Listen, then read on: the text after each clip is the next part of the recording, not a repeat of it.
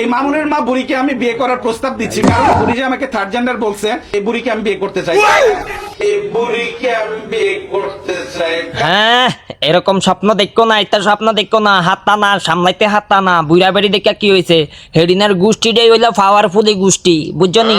এমন মোহনার মতন স্ট্রং একটা মাইয়া, এমন বুড়া বয়স্ক মোটামুটি বয়স্ক স্ট্রং একটা মাইয়া মামুনার মতন বেড়ারা সামলাইতে হারে না। তুমি মাইক যায় বেড়া একটার বেরিয়ে কেমনে সামলাইবা ওই বুড়া বেড়িরে?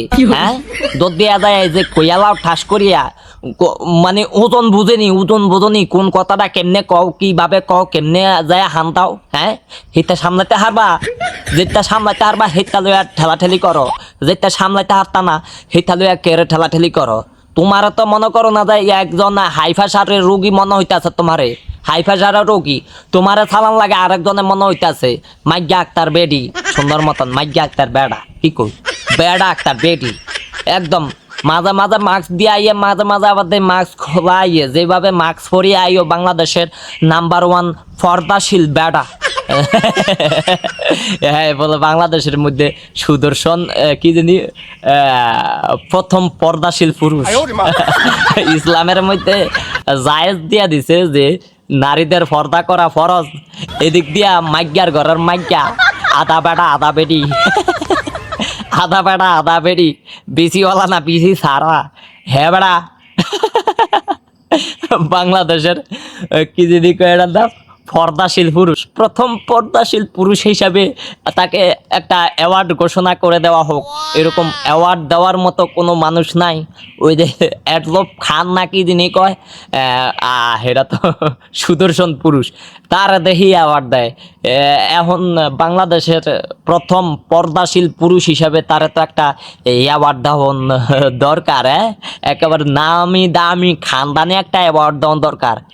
মানে হুনো ভাইয়া যাই করো আর না করো, যেটা ফারবা না উস্কাইয়া ফারবা না আঙ্গাইয়া ফারবা না, ওটা লিয়া টানা হেঁচড়া কইরো না, বুঝনি? টানা হেঁচড়া কইরো না, ফাত্তা না হাতা না।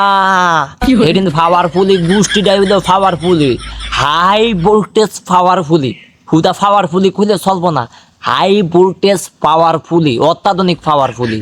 হাতা না, তুমি যতই বেড়া একটার ভিডিও থাও না কেন, তুমি তো এমনি মনে করো না যে তোমার শরীরটা লইয়া লদর ফদর, এমনি হেমি কদিন হরে সেই পাওয়ারফুলি মামুনি কদিন পরে আয়া ডুসুম টুসুম লাগিয়া দেয়, আবার আয়া সুন্দর মতন নাক মাক সুলা মুলা দেখাও, আমার নাক ফুটিয়া লাইছে, আমার গাল ফুলিয়া লাইছে, আমার এন্ডা বেইলিডিং হইতে আছে, তো তুমি কেমনে আবার হেডারে উস্কাইবা?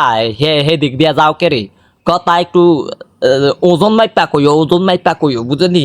বেতালে কথা কই আবার ফাইসা যাইবা, হরে হরে মনে করো না যে তোমার অস্তিত্ব শেষ হয়ে যাবে। ওজন মাইপা না কথা কইলে ভবিষ্যতে কিন্তু ফস্তাইবা মাইনকা চিতার ভিতরে আটকাইয়া ফরে যাই অনেক দূর মাইয়া তার বেড়া হইয়া কোন রকম আধা বেড়া আধা বেড়ি হইয়া বাচ্চা আছো, তখন আর বাচ্চা তাও লাগতো না, তুমি এমনি বেটকা যাইবা গা, শেষ। ওরে আমারে 3.5 হাত খাত করি আরে খাদের ভিতরে ঢুকাই থো, আর এই দুনিয়ার মধ্যে পৃথিবীর বুকে আর থাকা হবে না, থাকতে আমার ভালো লাগে না, আমি আর থাকতে পারবো না রে, আমার বুক ধরপড়া রে, আমি শেষ রে।